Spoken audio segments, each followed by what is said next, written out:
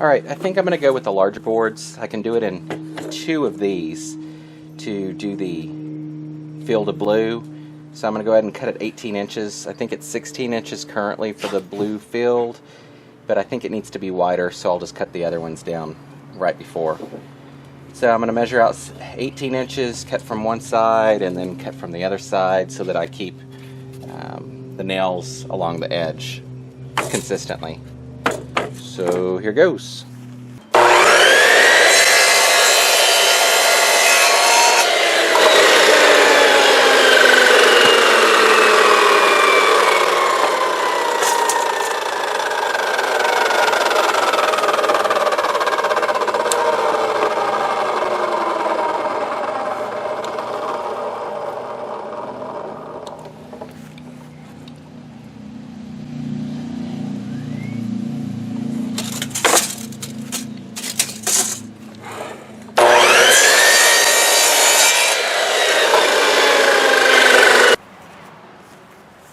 Alright, so this one is probably going to split. Hopefully it won't. If it does, I think it'll still work okay. I wanted to go with this edge since it was more rustic looking. And this should be correct. I think it's 11 1/4 inches that I need for the field. It's right at 11. I can space this out.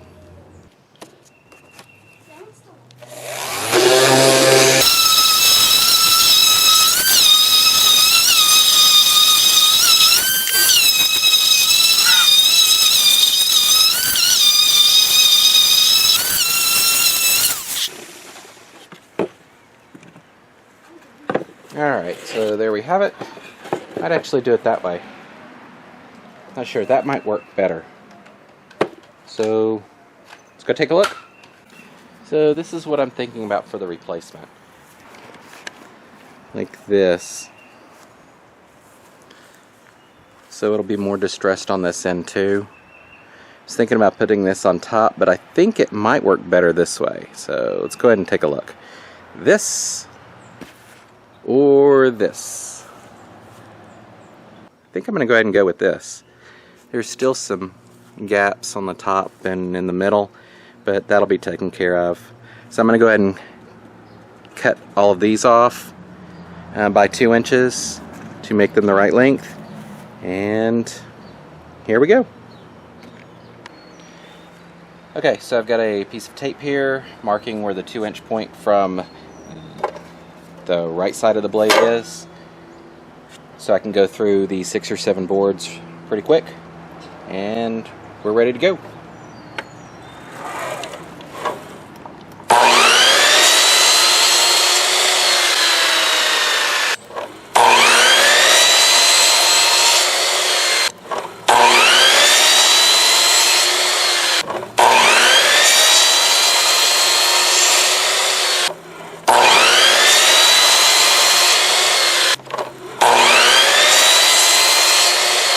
With everything cut, it's off to stain the blue field again. My apologies in advance for the sound in the background that you probably hear. It's the air conditioner, and it's hot. It's like 80% humidity on top of the heat, and yeah, I have to have some air. Because I just got back from the last part you saw, and then I decided, hey, I'm going to take a break and go ahead and take care of a couple of issues with water hoses. 45 minutes later, I have now attached 2 water hoses, because that's how everything goes around here. Alright, I'm done whining. Alright, so I'm not using stain. Well, not technically stain. I'm using the turquoise dye that I use for tie-dye. It's Procion dye. It bonds. It's a fiber reactive dye that bonds to organic material. So this is what I put as a second layer when I did the field the last time. That I didn't show on camera with the second layer of dye. This is what I used, and I preferred the color. So we're going to go ahead and try this without a first layer of actual stain and see how this turns out. Let's be careful with that one, because that one's going to break. Alright. Let's go ahead and start staining this and see how well this works.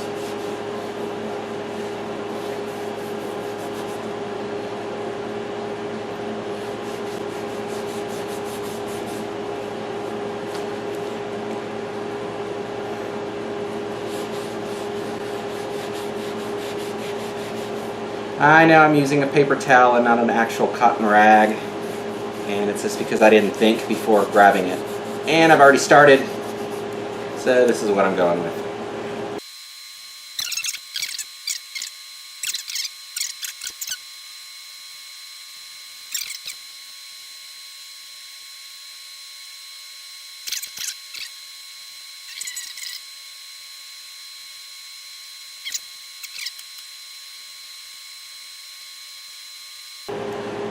Alright,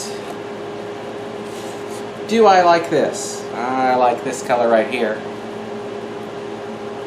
I'll let it sit for a while because it should lighten as it's absorbed. And take a look back. There's an awful lot of black that I left. I didn't think I left that much of the residual dirt when I was sanding it down. But honestly, I think it'll work with the red. I think that'll work well. It should continue to lighten. We'll see what happens. Let it sit until then, and I can probably do the assembly before I cut or paint or whatever I do for the stars. So I'm probably going to do the assembly next and then come back in on the stars when I make a final decision on that. Simply because I think that'll work better. I need a little bit more in there. I'm not sure if you can see that. I didn't quite get everything in there. Alright, I'll touch that up and go to the assembly. Alright, so here's what we have. And yes, I know I'm missing a stripe. It's right here. Table's too short. Alright, so what I'm going to use to attach everything are some 1x2s. Cut those down to the right length, and I'm probably going to do one somewhere around here. One same distance away on the other side, and then a short one that runs just the length up to here, and that should take care of that attachment. And then I'll just glue and nail, and we should be good to go. To give you an idea why I say things never really seem to work out quite right. Okay, so nail gun. I have used this thing, okay, I haven't used it in probably 10 years. Yeah, about that. But it's not like it's an inexpensive brand or anything. So I hook it all up and I do some tests just to make sure it's going to attach properly. And then it stops and it jams and it jams and it jams and it jams and it jams. And I've been in here for 45 minutes at least with a jamming nail gun. So let's see if I can put this on camera. Nails. Nails go in. Oh, nails go all the way through the gate. All the way in the gate. If you don't have a nail gun, the head of the nail is supposed to be riding in that top plate right there. But they're not. They will kind of sit there. You see that? Until there's any force and then it falls in. Well, that doesn't work for a nail gun. It jams in there and it won't actually feed. I have no idea what's going on. It didn't do this the last time I used it. I don't know if this expanded just enough to let it slip in over 10 years of not being used, sitting in a box, oiled and everything, and I just don't know. Here's one of the nails though to give you an idea. Let's see if I can... See? This is one nail that was hammered on I don't know how many times when I was trying to get it to work. That was jammed. This is why I don't get things done. Nothing works. At least not the first time or the third time or the 110th time. I know this is sounding like a whine. I fully get it. But the more I talk to other people, the more I realize this seems to be the norm when trying to get things done. Alright, so I'm not going out and buying a nail gun. I'm not going out and buying different nails. So at this point, I think I'm just going to glue and clamp the whole thing in place without nailing anything. It's really not an issue because the nails only serve a purpose to hold it in place until the glue dries anyway. So how hard can it be to do this in place without any nails? We're about to see. Here we are, about 24 hours later, and it's still in the same state.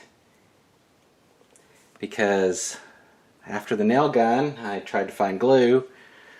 Wood glue I had is sealed shut and there isn't enough left. The Gorilla Glue I have is solid block and the only clamps I could find. So today's a new day. I've gone out shopping. Wood glue. Clamps. Nail gun. Brand new. And nails. We should be good to go. Yes, I went Harbor Freight because honestly, I just want to get this done, and 25 bucks minus whatever the sale was to bring it to like 20. Yeah, I'm cool with that. All right, I think I'm gonna go with the center one first, the one that's only 10 inches long, and get that tied in so I get the spacing correct here, and then I'll do the rest. All right, that looks good, I think. So I'll start on here. I'll go ahead and do a bead of glue on each of those, tack those in with brads, and hopefully this all comes together pretty quick.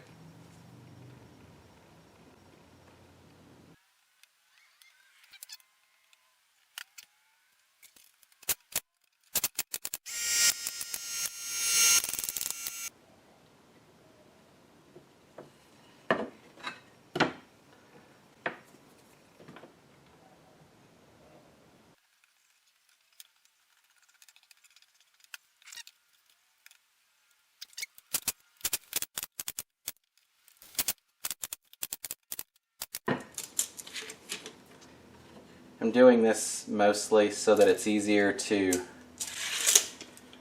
hang it, so that that's somewhat centered. So again, I'll mark it so I can glue.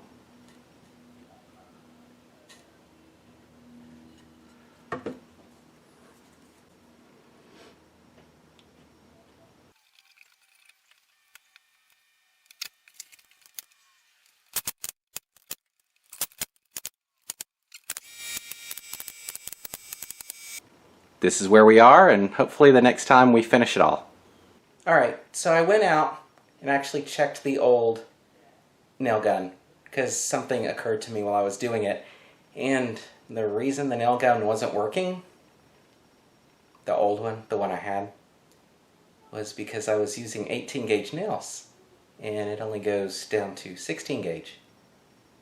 The new nail gun is 18 gauge only, and brads and staples and stuff, but so it's all my fault.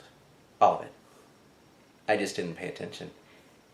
I could have had this done yesterday. Well, ignoring the glue. Until next time, thanks for watching.